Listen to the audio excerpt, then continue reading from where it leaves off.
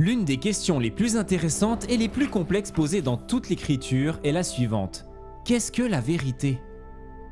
Cette question est tirée du procès de Jésus devant Pilate, qui lui demande s'il est un roi. Jésus répond « Je suis venu dans le monde pour rendre témoignage à la vérité. Tous ceux qui appartiennent à la vérité écoutent ma voix. » Et Pilate répond « Qu'est-ce que la vérité ?» Pilate se trouve dans une situation difficile. Les chefs religieux et les foules font pression sur lui pour qu'il déclare Jésus coupable alors qu'il n'a rien trouvé à lui reprocher. Ils lui ont fait comprendre que ne pas condamner Jésus reviendrait à trahir César et Rome. Pilate peut donc déclarer Jésus coupable et condamner un innocent à mort. Ou déclarer Jésus innocent et affronter la colère de la foule et des chefs. Pilate tente un compromis en proposant de gracier un prisonnier ou de flageller Jésus au lieu de le tuer. En fin de compte, Pilate a condamné Jésus à mort et a essayé de se laver les mains de cette responsabilité après avoir remis en question la nature même de la vérité. Dans le 8e commandement, Dieu révèle que porter un faux témoignage ou mentir est un péché grave. En revanche, Jésus dit qu'il est venu pour rendre témoignage ou attester de la vérité. Toute vérité vient de Dieu lui-même. Dieu est toujours vrai et ne peut dire que la vérité. Jésus est la véritable parole de Dieu faite chair.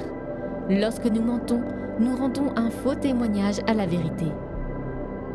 C'est l'un des péchés les plus destructeurs à commettre car c'est une offense à la vérité et à la réalité elle-même. Non seulement notre relation avec Dieu dépend de notre sincérité avec lui, la source de toute vérité, mais nos relations avec les autres ne peuvent pas survivre si elles ne sont pas construites sur la vérité. Même notre bonne compréhension de nous-mêmes et de la réalité dépend de notre connaissance de la vérité et de notre honnêteté envers nous-mêmes. L'Écriture nous dit dans le livre de la sagesse qu'une bouche menteuse détruit l'âme. Dieu, qui est la vérité, a créé notre esprit pour qu'il connaisse la vérité.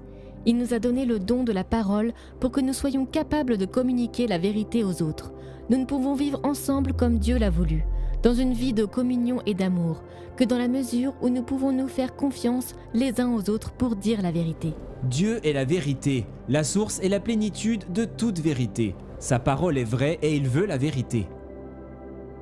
Jésus est la révélation de la plénitude de la vérité que Dieu veut nous faire connaître. L'Église catholique nous communique la plénitude de la révélation de Dieu. Nous pouvons avoir confiance en la véracité de cette révélation. Le catéchisme dit au paragraphe 2466 que le disciple de Jésus demeure dans sa parole afin de connaître la vérité qui rend libre et qui sanctifie. Suivre Jésus, c'est vivre de l'esprit de vérité que le Père envoie en son nom et qui conduit à la vérité tout entière. Si nous voulons être des disciples de Jésus, nous devons nous efforcer de conformer notre vie et nos paroles à la vérité.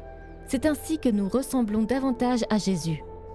Et le catéchisme nous rappelle que le martyr est le témoignage suprême de la vérité. Le martyr est prêt à endurer la mort avant de nier la vérité de Jésus, contrairement à Pilate. Ou même Saint Pierre pendant le procès de Jésus. Rappelle-toi, il a nié connaître Jésus à 3 reprises pour éviter d'être associé à lui. Le mensonge est l'offense la plus directe à la vérité. Il n'est pas conforme à la grandeur à laquelle nous sommes appelés.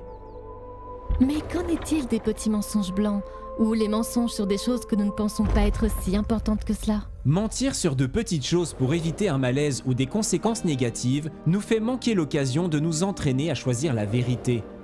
Il est alors plus difficile de dire la vérité lorsque des conséquences plus importantes sont en jeu. Mais nous pouvons aussi agir à l'encontre de la vérité en manquant de respect à la réputation d'autrui par des jugements hâtifs, des calomnies, des ragots ou des médisances. Nous pouvons également nuire à la réputation d'une autre personne en partageant des choses vraies à son sujet avec des personnes qui n'ont pas le droit de les connaître. De cette façon, même si nous ne mentons pas, nous portons un faux témoignage contre notre voisin qui a le droit d'avoir une bonne réputation.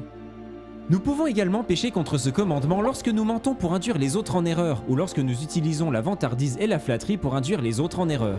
Le parjure ou le mensonge sous serment est particulièrement grave en raison de la nature sérieuse de l'invocation du nom de Dieu dans le cadre d'un mensonge. Donc, qu'est-ce que la vérité ?